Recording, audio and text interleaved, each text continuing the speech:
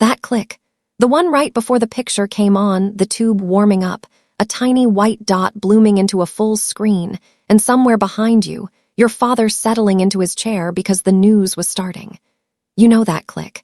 You haven't heard it in 40 years, and you'd still recognize it in half a second. This isn't really a video about old machines. It's a video about the sound of your own house. Stick around, because somewhere in the next few minutes, one of these is going to stop you cold. Let's go back. Number 15. The console television. Not a screen. Furniture.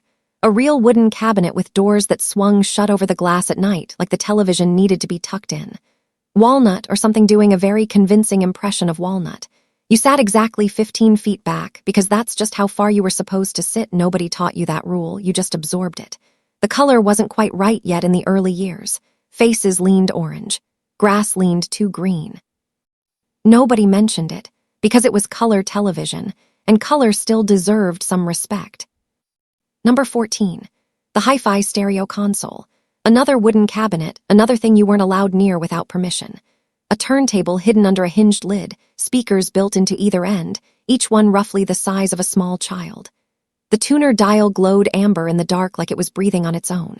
Some records were kept separate from the family stack, the quiet ones, the Sunday afternoon ones, and you learned, just from a single look once, that those weren't for your hands. Number 13. The reel-to-reel tape recorder. Slow, deliberate, almost scientific looking on its little stand. You could watch the tape loop between the two reels for a long time without getting bored. It recorded your actual voice, and hearing yourself played back was startling every single time, like meeting a stranger who happened to sound like you. Someone once recorded an entire Thanksgiving dinner on one of these. That tape went into a shoebox. You hadn't thought about that shoebox in decades. You're thinking about it now. You remember, don't you? Not the object exactly, the feeling of it. Number 12. The transistor radio. It fit in your hand, and that was the entire miracle of it. Before this, music lived in one room of the house on one machine at one volume. This one was yours. You took it to bed, held it close to your ear under the covers, and turned the dial slowly until a station from 300 miles away drifted in through the static. A stranger's voice, from somewhere you'd never been, just for you. Number 11. The standalone turntable. By the mid-70s, the console had broken apart into pieces, and the turntable sat alone on a shelf, the most delicate object in the house. The needle cost real money. You didn't run near it. You didn't bump the shelf. And the album covers were their own kind of art, 12 inches of heavy cardboard you studied for an hour while the record spun, memorizing details nobody had assigned you to learn. Something changed right around here. The machines stopped just sitting in the living room. They started following you into your own room, into your own hands. Number 10. The 8-track player. That mechanical thunk right in the middle of a song, cutting the track off and restarting it slightly different, like the tape had decided this was a good place for a chapter break. It wasn't. Nobody thought this was good design. Everybody bought one anyway, in the car, in the den, on a portable player with a handle that scratched from being carried room to room. It had a smell, warm plastic, and magnetic tape that would stop you in your tracks if you caught it today.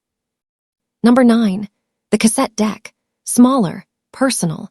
Something you could actually make yourself, a blank tape, a record player, both thumbs pressed down on record and play at the exact same second, praying the song started before the tape did. The mixtape wasn't just a cassette. It was the first real power anyone had ever handed a teenager, choosing every song, choosing the order, choosing what the first track said about you and what the last one said back. Number 8. The telephone answering machine. Before this arrived in the late 70s, being out of the house meant being completely unreachable. No record. No way to know who had called or what they'd meant to say. This machine changed that. It turned absence into something you could return to. The blinking red light. The outgoing message, recorded over and over until it was close enough, always a little stiff, never quite right. Some people, years later, still have a loved one's voice saved on one of these tapes, on a machine that doesn't exist anymore to play it back. Here's the thing nobody tells you about nostalgia. It isn't really about the object. It's about being seen. If something in the last minute just landed somewhere quiet in you, that's exactly the feeling this is for. Number 7. The Atari 2600. Blowing into the cartridge before pushing it in, a ritual with zero scientific basis that every single kid performed anyway, because sometimes, somehow, it worked. The games were never quite perfect on it. Wrong colors, wrong music. Nobody needed them to be. It was still the game, in your living room, glowing colors that existed nowhere else in the visible world. Number 6. The VCR. Before this, television was a live event only, miss the show, and it was gone forever, no second chances. This machine ended that rule completely.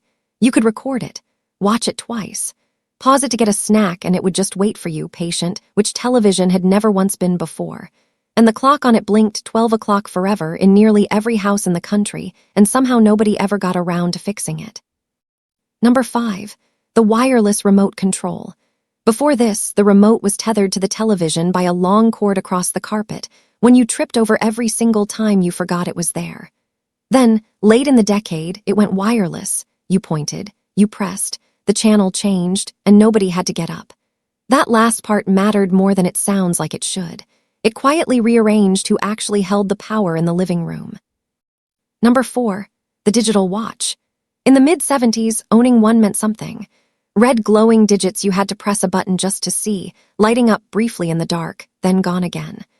Later came a display that was always visible, no button needed, with a tiny colon blinking once every second. Watch that blink long enough and you can feel time passing in a way the smooth sweep of an old analog hand never quite made real. Number 3. The long corded telephone. Stretched, kinked, permanently tangled into itself from years of reaching the one hallway in the house with a door that actually closed. You held the receiver to your ear and walked as far as the cord allowed and talked in what you were sure was a private voice. It was not private. Everyone in the house knew exactly when the phone rang and made a decision, in that first second, about whether they were the one getting up. Number 2. The cordless phone, 30 feet of range, 40 minutes of battery before the calls started breaking apart. None of that mattered because you could walk outside, stand in your own backyard, look at your own house, and talk to someone through the open air with no wire at all. That still felt, somehow, like it shouldn't have been possible yet. We're at the last one now. Take a breath. You know which sound is coming. Number 1. The microwave oven. It arrived in American kitchens in the late 70s and was treated, at least for the first year, with something close to reverence. It was heavy. It took up counter space nothing else could ever reclaim. It had a dial timer and a thick door you were warned not to stand too close to, and you stood there anyway, watching your food turn slowly on the carousel, feeling like you were witnessing something from the next century arrive early, right there in your own kitchen. You learned what it could do. You learned just as clearly what it absolutely could not. And that clock, same as the VCR, same as everything else in the house, blinked 12 o'clock for years. You said it once, and then you stopped seeing it entirely. You ate hundreds of meals by the light of that blinking clock and never once thought to be grateful for it. Not until right now. Most of what you just heard is still out there somewhere. In a storage unit nobody's opened in years. In an estate sale where a stranger charges more for the nostalgia than the machine ever cost new. In an attic, in a softened cardboard box, where the padding has gone yellow but the machine inside still works, if somebody ever plugs it back in. These machines weren't smarter than what replaced them. They weren't even better, not really, not by any measurement that matters. But they were separate, each one doing exactly one job, honestly, out loud, asking to be handled with a little bit of care. You knew their sounds. You knew their quirks. You had a relationship with a machine, and at the time, it never once occurred to you that this was strange. You don't need the machine anymore. You still remember exactly how it sounded. You always will.